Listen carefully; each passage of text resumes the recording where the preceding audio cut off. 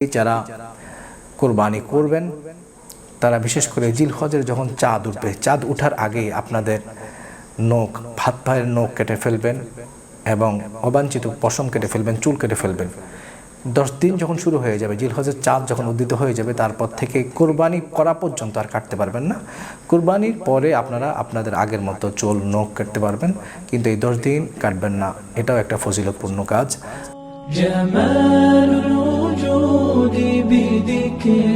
আসসালামু আলাইকুম রহমতুল্লাহি ওয়া বারাকাতুহু। বিসমিল্লাহি ওয়া আলহামদুলিল্লাহ ওয়া সলাতু ওয়া সালামু আলা রাসূলিল্লাহ ওয়া আলা আলিহি ওয়া আসহাবিহি ওয়া মাওয়ালা। সুপ্রিয় দর্শক, আমাদের সামনে কিছু বিশেষ দিন, যেটা জিলহজ মাসের প্রথম 10 দিন। আল্লাহ সুবহানাহু ওয়া তাআলা অনেক দিন দান করেছেন, বিশেষ করে জুমার দিন সপ্তাহের শ্রেষ্ঠ দিন। মাসের মধ্যে শ্রেষ্ঠ মাস হচ্ছে রমজান মুবারক। আর দিনগুলোর মধ্যে, অন্যান্য দিনের মধ্যে এই যে জিলহজ মাসে যে 10 দিন আসছে আমাদের কাছে, সেই 10 দিন আল্লাহর কাছে অত্যন্ত সম্মানিত।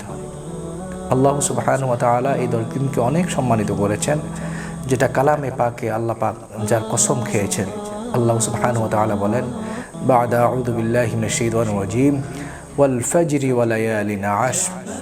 আল্লাহ পাক ফজরের কসম খেয়েছেন এবং পাশাপাশি এই 10 দিন 10 রাতের কসম খেয়েছেন, 10 রাতের কথা বলেছেন। 1 থেকে 10 তারিখ পর্যন্ত এই 10 দিন অত্যন্ত মূল্যবান, অত্যন্ত ফজিলতপূর্ণ রাত, অত্যন্ত ফজিলতপূর্ণ দিন।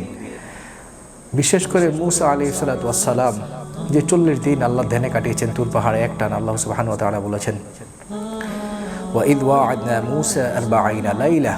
মূসা আলাইহিস সালাতু ওয়াস সালামকে আল্লাহ পাক বলেছেন, তুমি 40 দিন আল্লাহর ধ্যানে থাকবা। সেই 40 দিনের যে শেষ 10 দিন, শেষ 10 দিনও কিন্তু জিলহজের এই প্রথম 10 দিন।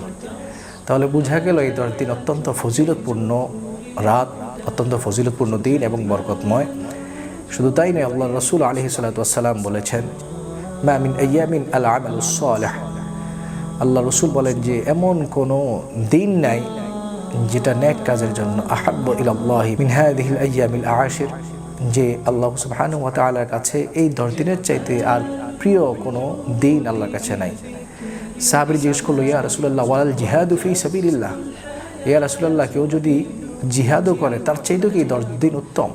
আল্লাহ রাসূল বলেন, ওয়ালাল জিহাদু ফি সাবিলিল্লাহ, জিহাদের চাইতে উত্তম কেবলমাত্র ওই ব্যক্তি ছাড়া যে তার সম্পদ এবং জান মাল নিয়ে একবারে বেরিয়ে গিয়েছে আর ফিরে আসে নাই, মানে আল্লাহর রাস্তায় শহীদ হয়ে গিয়েছে, সে ছাড়া আল্লাহর রাস্তায় জিহাদ করা অন্যান্য জিহাদ করার চাইতেও এই 10 দিন অত্যন্ত বেশি মূল্যবান, ফজিলতপূর্ণ।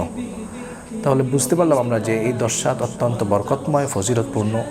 আর ফজিলতপূর্ণ হবেই বা না কেন, যে 10 দিনের মধ্যে আছে আরাফার দিন, হজের দিন, যে 10 দিনের মধ্যে আছে কোরবানির দিন, যে আরাফাতের দিন আল্লাহ পাক অত্যন্ত বরকতময় করেছেন এবং আল্লাহ পাক এই দিনে এত বেশি ক্ষমা করেন যা অন্য কোনো দিনে করেন না, সেটাই এই 10 দিনের মধ্যে আছে।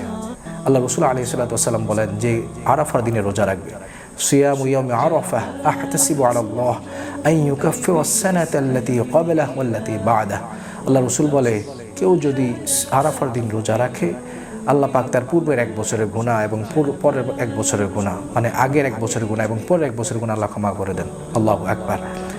শুধু তাই নয়, এই আরাফার দিন, হজের দিন হাজী সাহেবগণ দুকা পরে খোলা ময়দানে অপেক্ষা করে, আল্লাহকে ডাকে, তাকবীর পড়ে। আল্লাহর কাছে অত্যন্ত ফজিলতপূর্ণ দিন, বরকতপূর্ণ দিন হচ্ছে আরাফার দিন। তো সেই দিনও এই 10 দিনের মধ্যে আছে এবং কোরবানির দিন এই 10 দিনের মধ্যে আছে, তাকবীরে তাশরিকের দিন এই 10 দিনের মধ্যে আছে। সেজন্য আমরা এই 10 দিন অত্যন্ত ভালোভাবে উদযাপন করার চেষ্টা করব। আমরা যেন জিকিরের মাধ্যমে এই 10 দিন কাটাই দিতে পারি, আমরা যেন তসবিহের মাধ্যমে এই 10 দিন কাটাই দিতে পারি, আমরা যেন ইস্তেগফারের মাধ্যমে 10 দিন কাটাই দিতে পারি, আমরা যেন তওবার মাধ্যমে 10 দিন কাটাই দিতে পারি। আমরা সেভাবে চেষ্টা করব এবং বিশেষ করে জিকির করে কাটাই দেব। কেননা আল্লাহ সুবহানাহু ওয়া তাআলা খাস করে বলেছেন, ওয়াযকুরু ইসমাল্লাহি ফি আইয়ামিন মা'লুমাত। আল্লাহ অন্য জায়গায় বলেন, ওয়াযকুরুল্লাহা ফি আইয়ামিন মা'দুদাত। তোমরা নির্দিষ্ট দিন আল্লাহ বেশি জিকির করো। মুফাসসিরিনে কেরামগণ বলেছেন, এই নির্দিষ্ট দিন বলতে এই 10 দিনকে বোঝানো হয়েছে।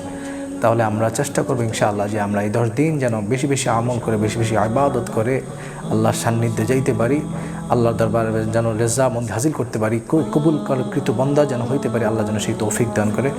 এবং বিশেষ করে আপনাদেরকে বলে রাখি, যারা কোরবানি করবেন তারা বিশেষ করে জিলহজের যখন চাঁদ উঠবে, চাঁদ উঠার আগে আপনাদের নখ, হাত পায়ের নখ কেটে ফেলবেন এবং অবাঞ্ছিত পশম কেটে ফেলবেন, চুল কেটে ফেলবেন।